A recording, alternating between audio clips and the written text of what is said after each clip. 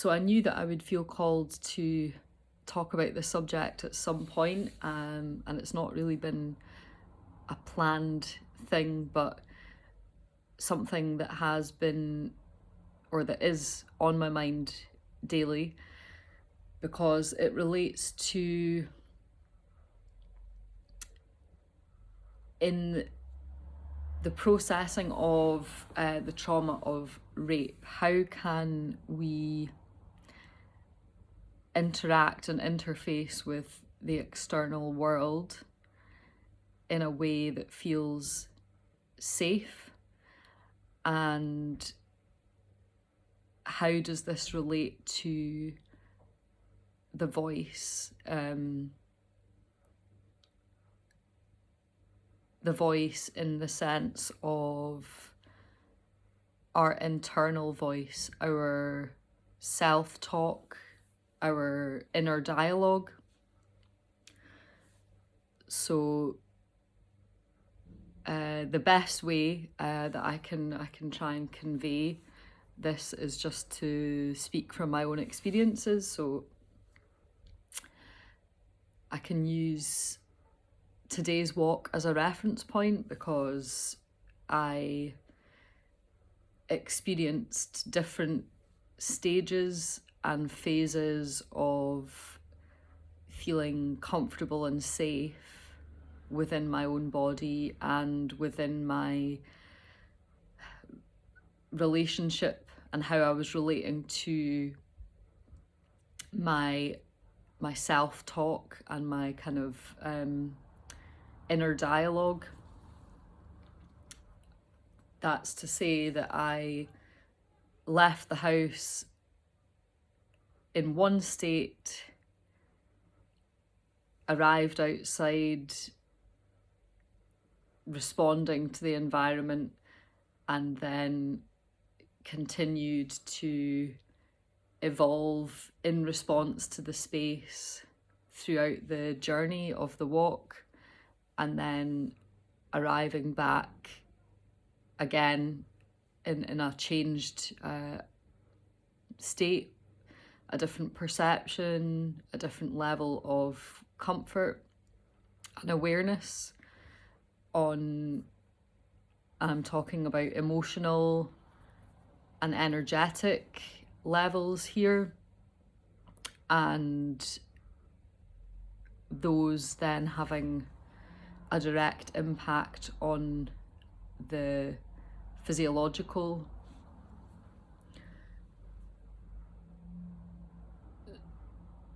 So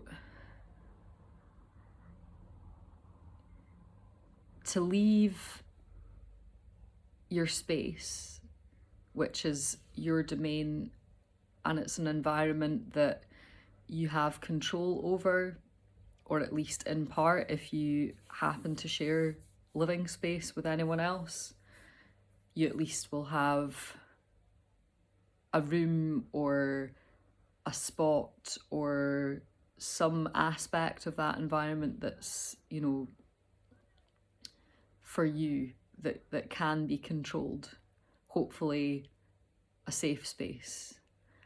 And that's really important. But when we move into the external space and we cross paths with different energies and meet different people and respond to the environment, and we are affected by the energetics of what's going on physically, and also who is there, whatever they're carrying. If we're sensitive, we pick up on different frequencies from different sources, and somewhere amongst all that we are in a duality of awareness of all that's happening externally and then all that's going on internally, and what we are holding that day, where we are in ourselves, how relaxed or comfortable we feel. Physically, what's going on? Are we well? Mentally, what's going on? What is our mood like?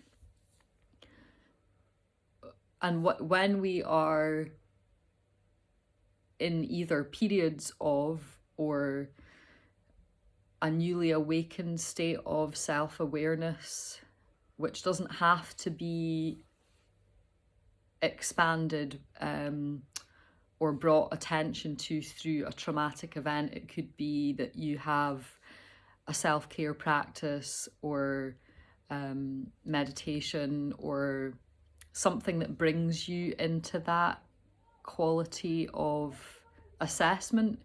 So it doesn't have to be a difficult or traumatic thing. But if it is, that happens often to bring this hyper accentuated kind of reflections of, you're always checking in with yourself, like, how am I? Where am I? If you are perceiving that you are on some kind of healing journey, or that you are in a place with regards to your confidence or your self-expression, and you're kind of trying to move from point A to point B, and the destination that you have in mind, or the process that you wish to be involved with along that journey is something that is helping you to develop and grow and improve your situation. So I can speak to that with regards to feeling the extremity of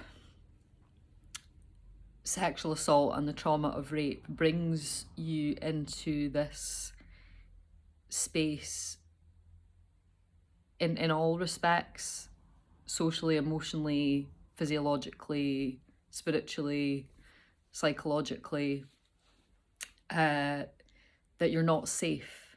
You're not safe in your body. You don't feel safe with your emotions. You don't feel safe around people or certain kinds of people or in social environments. You don't necessarily feel safe in your structures of your belief systems or what you at one point may have had faith in. You don't feel safe in a kind of mental wellness space all the time. If you're trying to rationalize and process a trauma like that, it can fragment and lead to unhealthy patterns of thinking that are all self-reflexive but are not necessarily helpful, of thinking why and how and blaming yourself and all this kind of thing. So with all that being said, and without unpacking that too much, trying to work with the most extreme manifestation of that energy, and to progress in a positive direction from that point where you feel comfortable enough to be operating, interacting, moving, shifting, engaging, socializing with the world outside yourself, is a process. And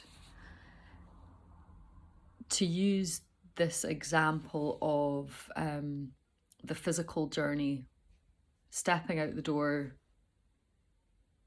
in my case, headphones on, stick on some music that feels either corresponds to where I'm at or where I want to be. Tuning into that frequency and allowing that to be nourishing. And in a way, that is a tool. It's a tool that somehow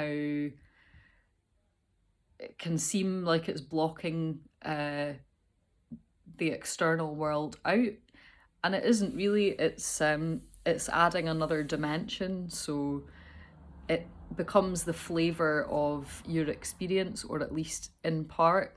And that for me often creates this cocoon or bubble of safety, or it gives me a way of tapping into like lyrical content, or just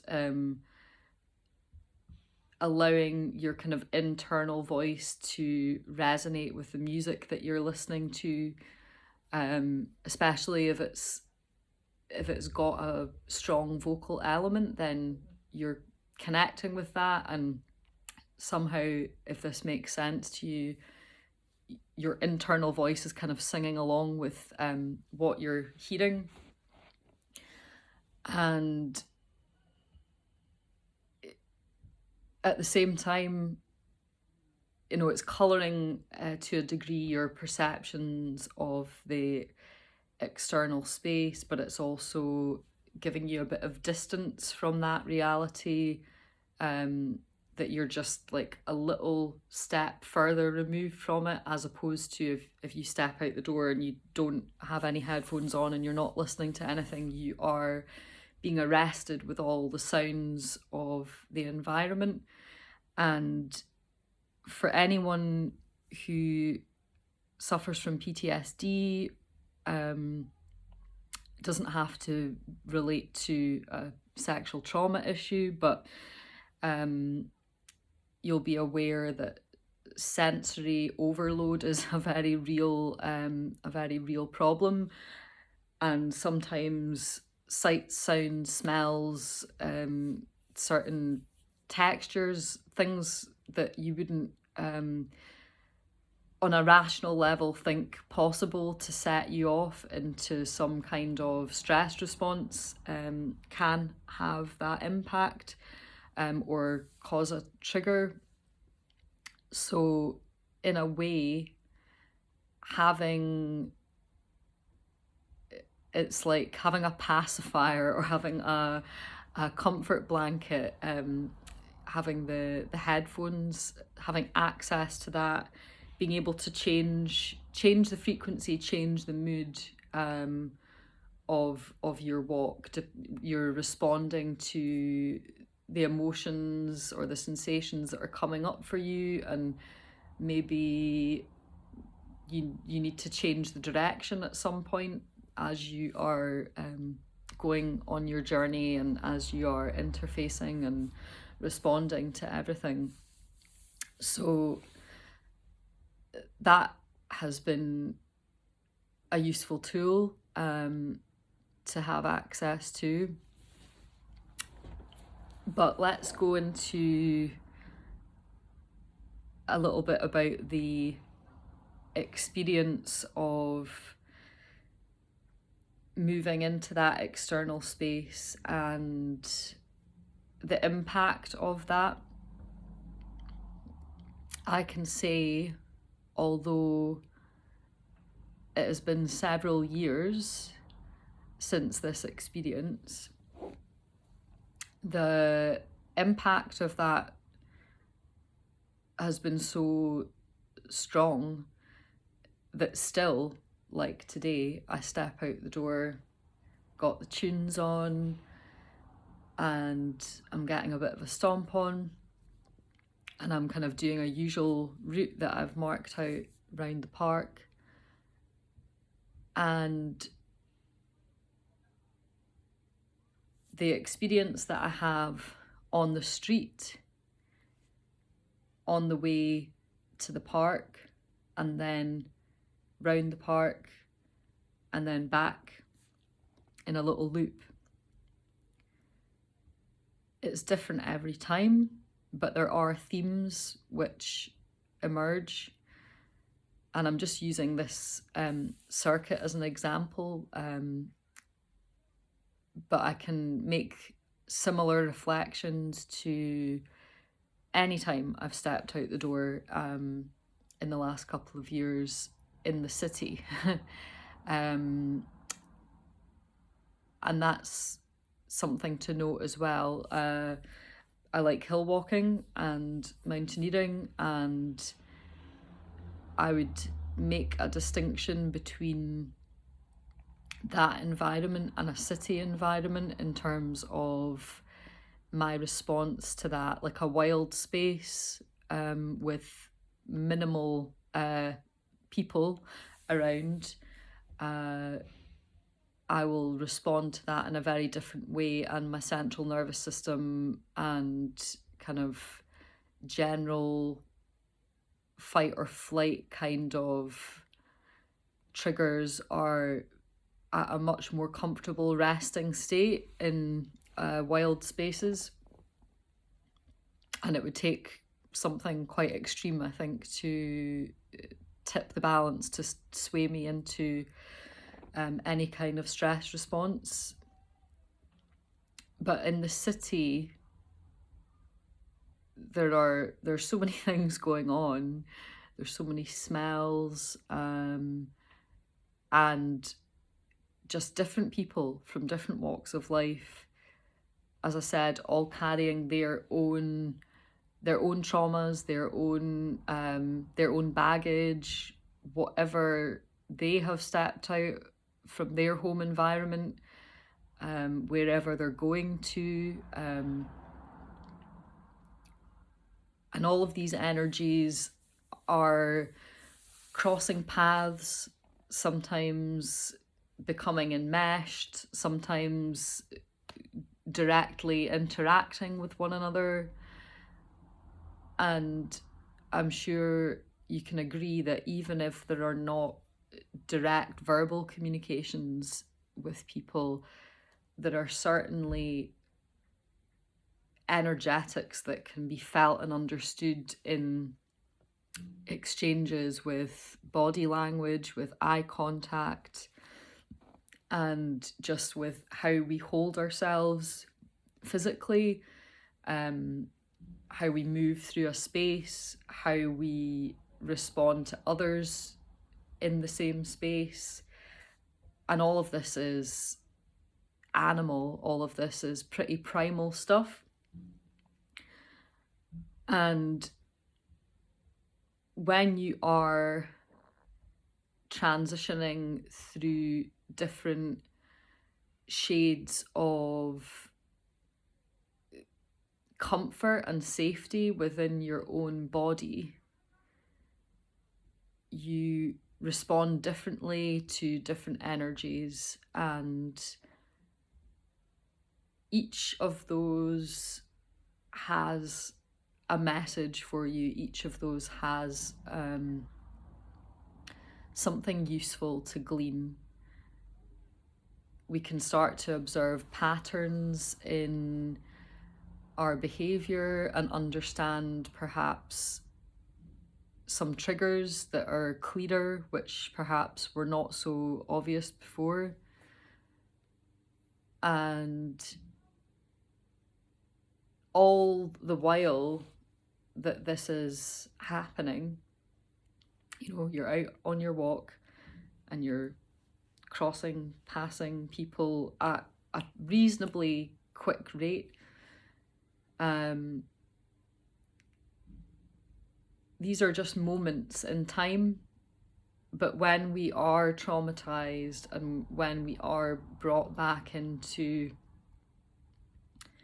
either flashback or an emotional trigger, or just a feeling of I don't feel safe, or I feel threatened, or any number of possible manifestations,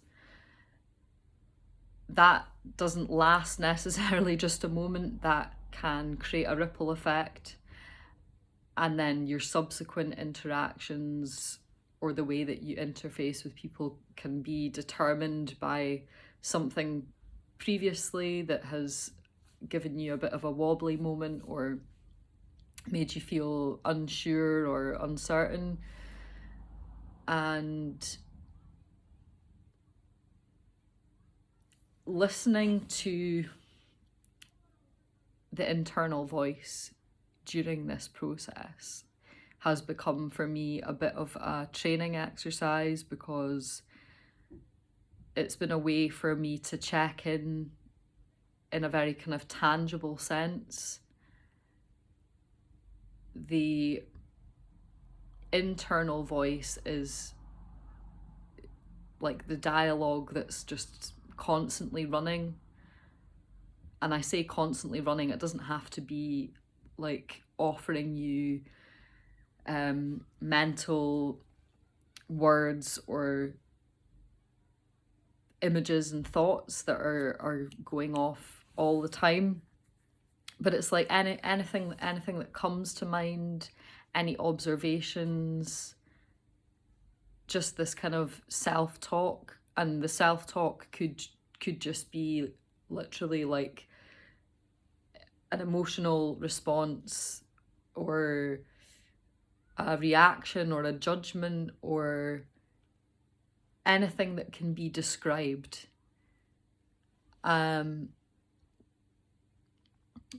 So as you are on this process and these things are coming up, just taking mental notes of like, okay, oh, don't like that, okay, not sure. And allowing there to be room within that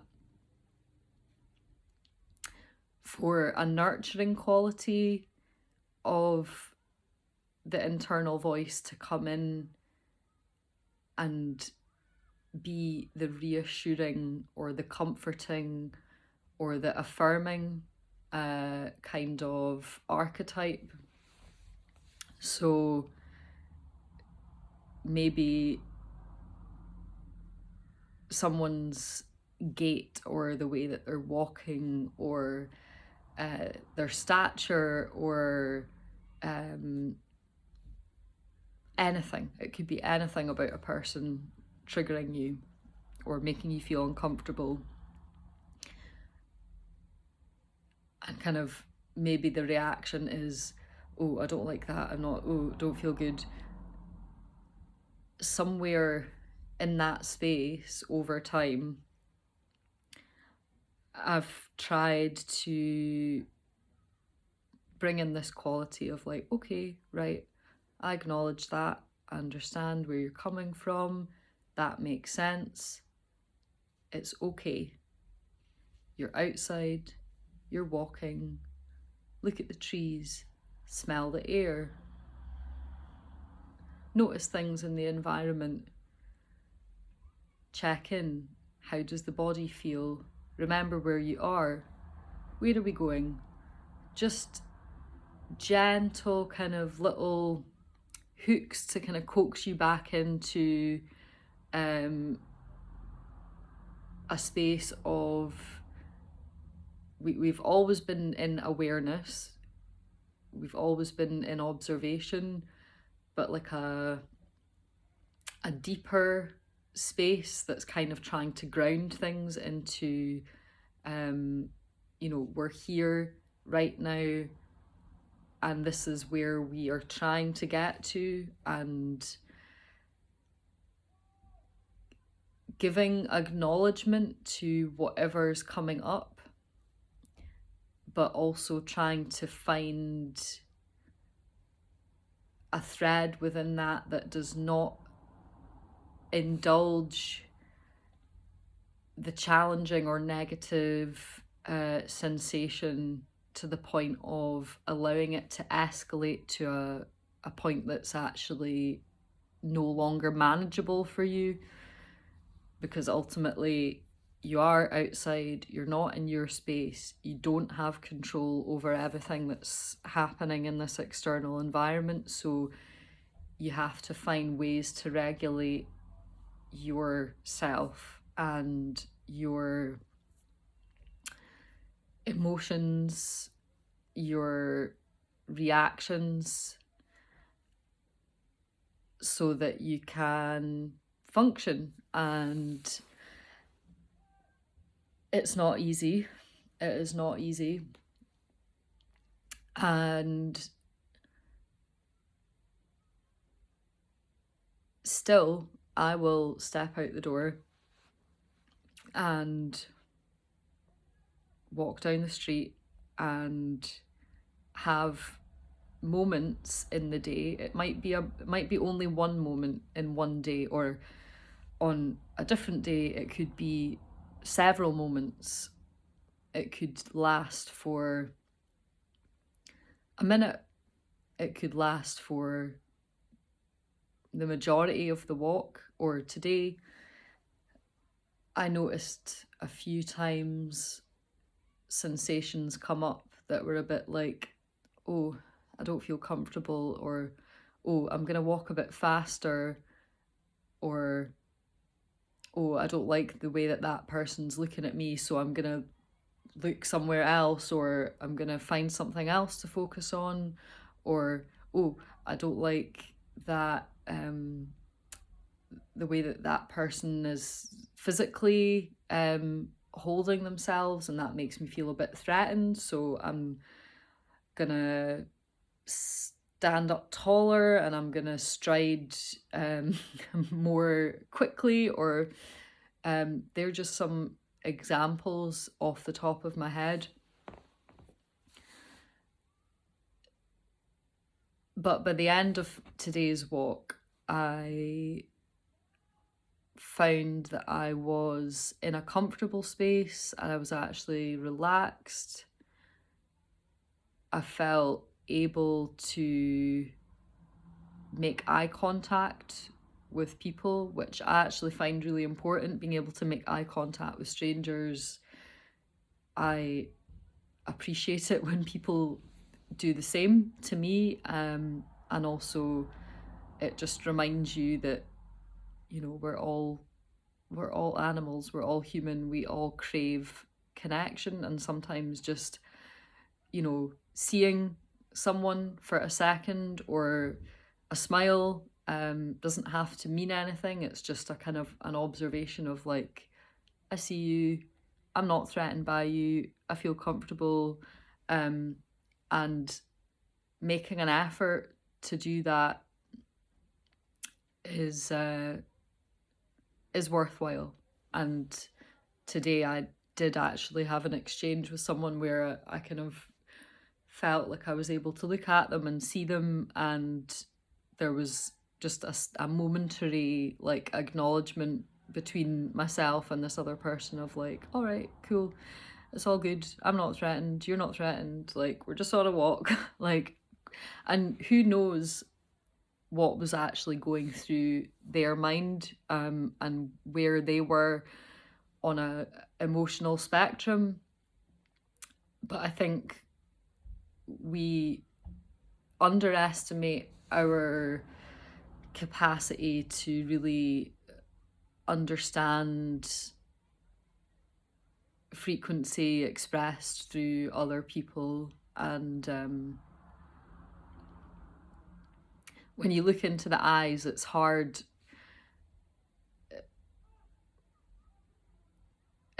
not to see they express a lot, and they tell a lot. So I'm trying to pick up a thread again of bringing these reflections to some kind of resolution, and coming back to the voice.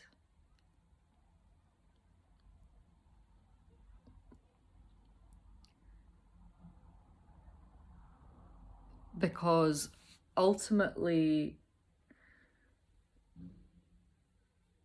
many of these triggers and responses to the external environment actually stem from a pattern of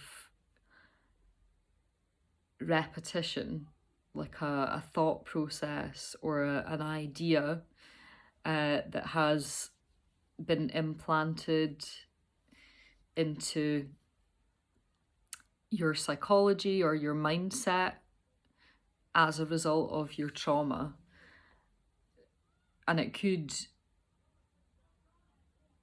say anything along the lines of you're not good enough, or you're damaged, or you're not worthy, you're unloved.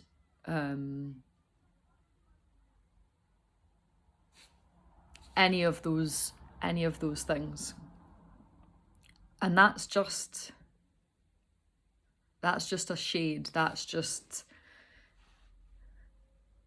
a color on a spectrum, on a range of potential emotional, psychological states.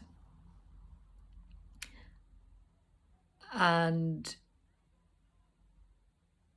interfacing with spaces and trying to feel comfortable and at ease again, to the point where you actually don't find other people or social environments threatening,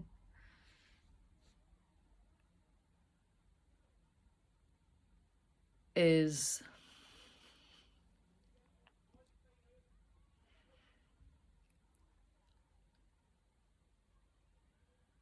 vital, because although your belief or your attitude towards yourself may be something that is still in development, and that you're still in a process with becoming comfortable again, or just comfortable in your own skin, comfortable with yourself, at ease, at peace, relaxed, however you want to put it. Until you're able to address some of the triggers that are actually out with your control, like you can't control who walks down the street, and you can't control the way that they're holding themselves or what they are doing, but it's in our response to that we can make changes. So I appreciate now, through my own experience, that it's a daily task to really meet ourselves and honor that kind of internal voice that says, today I feel good, bad, indifferent, comfortable, uncomfortable, confident, and to keep talking with that space and keep listening to it, actually, is maybe a better way of putting it. Keep listening to that space as we move through and find others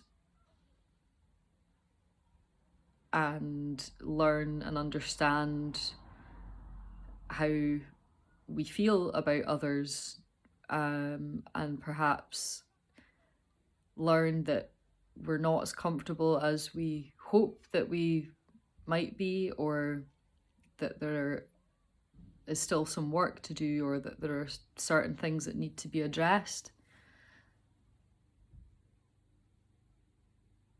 But it does get easier. It does get easier.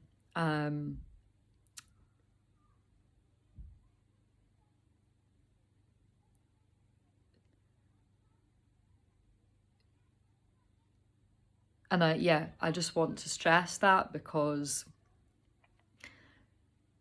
with everything I'm saying, I'm reinforcing this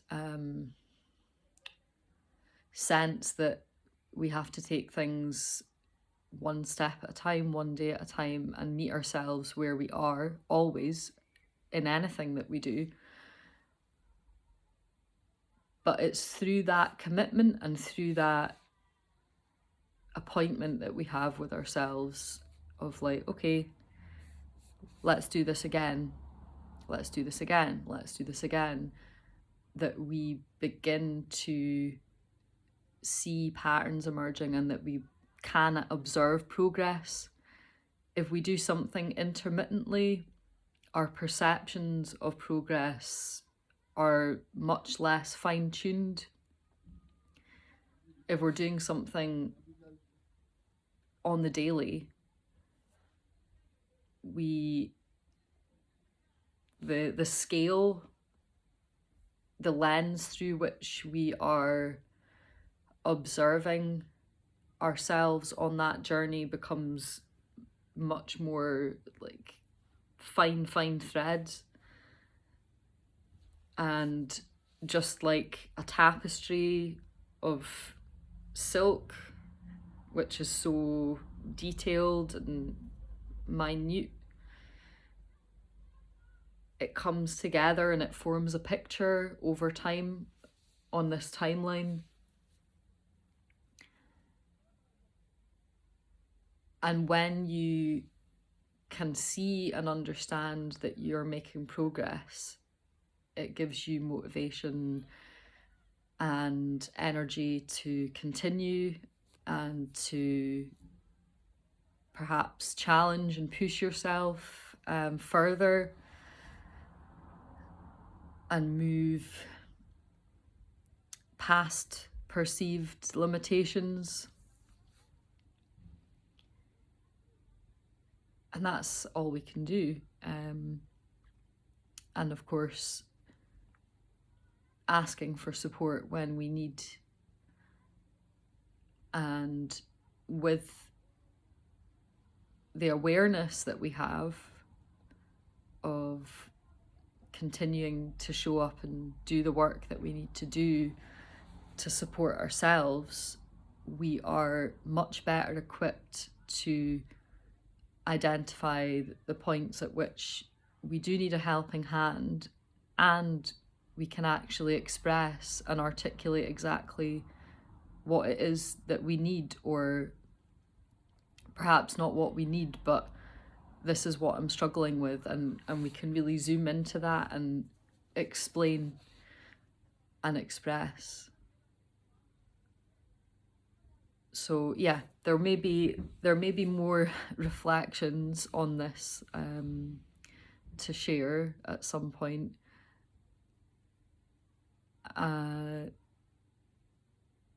It's tricky to condense everything, but this has been a daily practice for me in the last few years, and